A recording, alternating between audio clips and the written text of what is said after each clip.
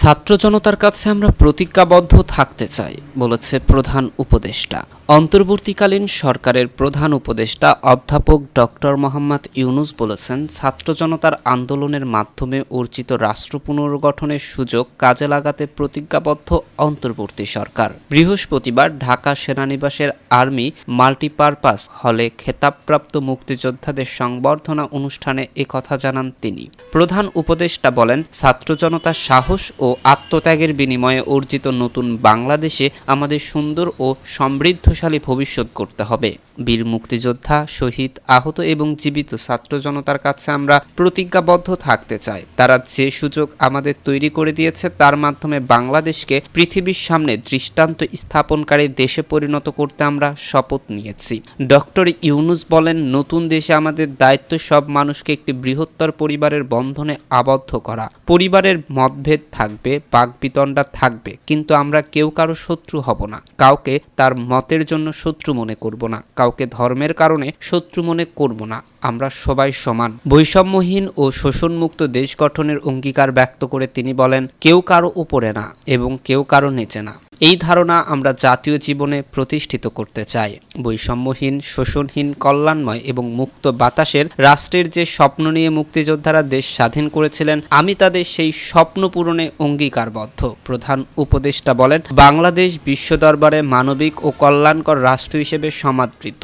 আমরা সব রাষ্ট্রের সঙ্গে বন্ধুত্ব বজায় রাখব।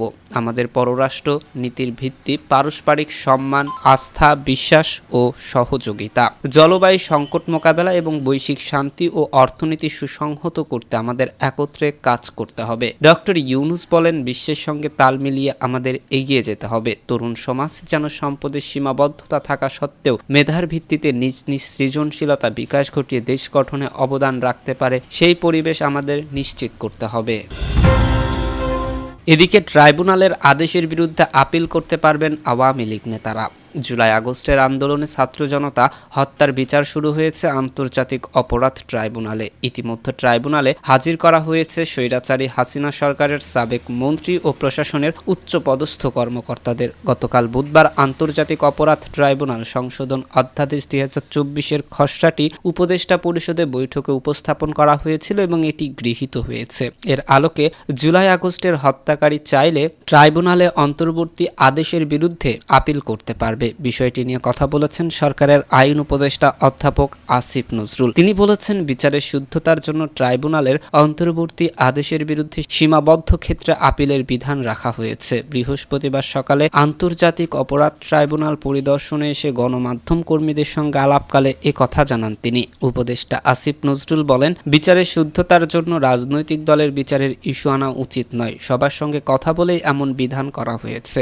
এর আগে বুধবার সচিবালয়ে উপদেষ্টা পরিষদের বৈঠকে আন্তর্জাতিক অপরাধ ট্রাইব্যুনাল সংশোধন আইন 2024-এর খসড়ার অনুমোদন দেওয়া হয়। বৈঠকে সংগঠন বা রাজনৈতিক দলের বিরুদ্ধে শাস্তিমূলক ব্যবস্থা নেওয়ার সুপারিশের বিধান রাখার প্রস্তাবটি বাদ দেওয়া হয়। তবে আন্তর্জাতিক অপরাধ ট্রাইব্যুনাল সংশোধন আইন 2024-এর খসড়ায় আদালত যদি মনে করেন রাজনৈতিক দলের বিরুদ্ধে প্রয়োজনীয় শাস্তিমূলক ব্যবস্থা নেওয়ার জন্য কনসার্নড অথরিটির কাছে সুপারিশ করতে পারেন বলেও উল্লেখ করা হয়। এদিকে রোডম্যাপ ঘোষণা হলেই অনেক বিতর্কের অবসান। ছাত্র জনতার গণ অভ্যুত্থানে গঠিত অন্তর্বর্তীকালীন সরকারের মেয়াদ 100 দিন অতিবাহিত হয়েছে। এই সময়েও নির্বাচনী রোডম্যাপের বিষয়ে সরকারের পক্ষ থেকে কোনো সুস্পষ্ট বার্তা পায়নি রাজনৈতিক দলগুলো। দিন যতই যাচ্ছে ততই জোরালো হচ্ছে ত্রয়োদশ জাতীয় সংসদ নির্বাচন ইস্যু। সাধারণ মানুষ ও রাজনৈতিক দলের নেতাদের মধ্যে এ নিয়ে উঠেছে প্রশ্ন। দলগুলোর প্রত্যাশা স্বল্প সময়ে নির্বাচনী রূপরেখা দেবে অন্তর্বর্তী সরকার। একই সঙ্গে সরকারের নেওয়া বিভিন্ন সংস্কারের পাশাপাশি যৌক্তিক সময়ে নির্বাচনও চান নেতারা। চলতি মাসেই নতুন নির্বাচন কমিশন গঠনের পরপরই দ্রুত নির্বাচনী রূপরেখা প্রকাশের দাবি জানান তারা। এদিকে সংস্কার ইস্যুতে দলগুলোর মধ্যে মতানৈক্য দেখা দিয়েছে। তবে বিএনপি সহ বেশিরভাগ দলই প্রয়োজনীয় সংস্কারের পক্ষে। কয়েকটি দল আবার সময় দিতে চাইছে। বিএনপি, জামাত সহ বিভিন্ন রাজনৈতিক দলের অন্তত 13 জন নেতার সঙ্গে কথা বলে জানা গেছে এসব তথ্য। এদিকে মঙ্গলবার বিএনপি মহাসচিব মির্জা ফখরুল ফখরুল ইসলাম আলমগীর বলেছেন, নির্বাচনের রোডম্যাপ দ্রুত ঘোষণা করা হলে অনেক বিতর্কের অবসান হবে। অন্তর্বর্তী সরকারের কাছে আমাদের অনুরোধ, আর বিলম্ব না করে যত দ্রুত সম্ভব নির্বাচনের রোডম্যাপ ঘোষণা করুন। দেশের স্থিতিশীলতার স্বার্থেই সেটি খুব জরুরি এই মুহূর্তে। নির্বাচন দ্রুত না হলে সমস্যাগুলো বাড়বে। এখন যারা গণতন্ত্রকে ধ্বংস করতে চায়, বাংলাদেশের স্থিতিশীলতা ধ্বংস করতে চায়, তারা মাথা চাড়া দিয়ে উঠেছে। নির্বাচন কেন্দ্রিক সংস্কার করে দ্রুত নির্বাচনের দিকে যাওয়ার আহ্বান জানিয়ে বিএনপির মহাসচিব বলেছেন, সংস্কার তো অবশ্যই করতে হবে। সংস্কার করার জন্য সরকার অনেক কমিশনও গঠন করেছে, তাদের উপর জনগণের আস্থা আছে, আমাদেরও আছে। কিন্তু আমাদের যেটা প্রত্যাশা, স্বল্প সময়ের মধ্যে সংস্কার শেষ করে, বিশেষ করে নির্বাচন কেন্দ্রিক সংস্কার করে সেই নতুন আলোর দিকে এগিয়ে যাওয়া। রাজনৈতিক দলের নেতারা বলেছেন, গণতন্ত্র উত্তরণের টানা 15 বছর আন্দোলন সংগ্রাম করেছে তাদের নেতাকর্মীরা। চলতি বছরের জুলাই আগস্টে গণ আন্দোলনের মুখে শেখ হাসিনা ক্ষমতাচ্যুত হওয়ার পর রাষ্ট্র পরিচালনার দায়িত্ব নেয় অধ্যাপক ডক্টর মোহাম্মদ ইউনূসের নেতৃত্বাধীন অন্তর্বর্তী সরকার। গণ অভ্যুত্থানের ঠিক 3 দিনের মাথায় সাধারণ মানুষের সমর্থন নিয়ে যাত্রা শুরু করেন। মঙ্গলবার রাতে বিএনপির স্থায়ী কমিটির বৈঠকেও নির্বাচনের রোডম্যাপ সহ নানা বিষয়ে আলোচনায় এসেছে। অন্তর্বর্তীকালীন সরকারের 100 দিন পূর্তিতে প্রধান উপদেষ্টার এই ভাষণ নিয়ে সুনির্দিষ্ট বক্তব্য না আসায় সন্তুষ্ট হতে পারেনি দলটি। প্রধান উপদেষ্টা সহ সরকারের অন্য উপদেষ্টাদের বক্তব্যে দলটির নীতি নির্ধারকেরা মনে করছেন, নির্বাচন প্রলম্বিত করার সন্দেহ আরও তীব্র হচ্ছে। সরকারের লক্ষ্য উদ্দেশ্য নানাভাবে বিশ্লেষণ করছেন বিএনপির নীতি নির্ধারকেরা।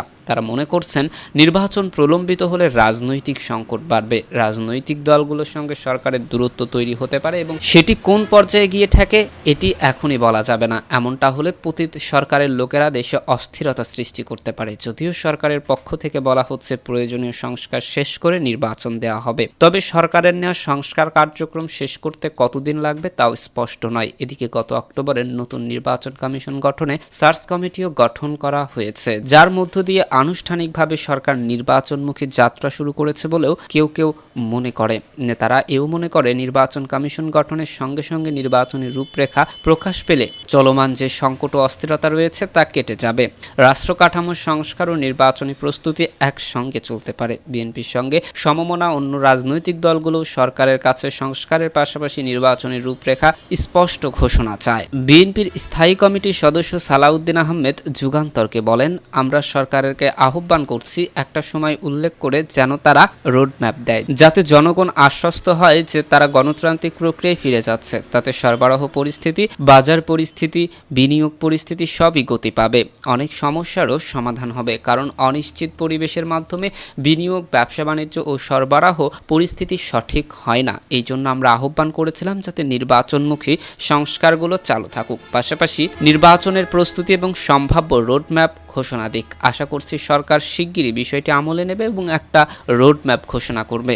বাংলাদেশ জামায়াতে ইসলামী সহকারী সেক্রেটারি AHM হামিদুর রহমান আজাদ বলেন, প্রয়োজনীয় সংস্কারের জন্য একটা যৌক্তিক সময় সরকারকে দিতে হবে, সেটাও দীর্ঘ নয়, আবার তাড়াহুড়ো নয়। এরপর আমরা সরকারের দৃষ্টি আকর্ষণ করে বলেছি, আপনারা সংস্কারটা যথাসময়ে শেষ করেন, কতদিনের মধ্যে সংস্কার করবেন সেই রোডম্যাপ দিন। সংস্কার একটা চলমান প্রক্রিয়া, অনেকগুলো হবে, কিন্তু নির্বাচন সংশ্লিষ্ট রাষ্ট্রের কাঠামো প্রতিষ্ঠান ধ্বংস হয়েছে। এগুলোর জন্য যে সংস্কার কমিটি হয়েছে, প্রয়োজনীয় সংস্কারগুলো শেষ করে নির্বাচনের দিকে যথাসম্ভব চলে যাওয়া উচিত, এটাই আমরা মনে করি। জনগণও অপেক্ষা করছে। বেশি দীর্ঘায়িত হলে, সরকারের মধ্যে আস্থাহীনতা তৈরি হলে এটা দেশের সামগ্রিকভাবে ভালো হবে না। আশা করি সরকার যথাযথভাবে পদক্ষেপ নেবে।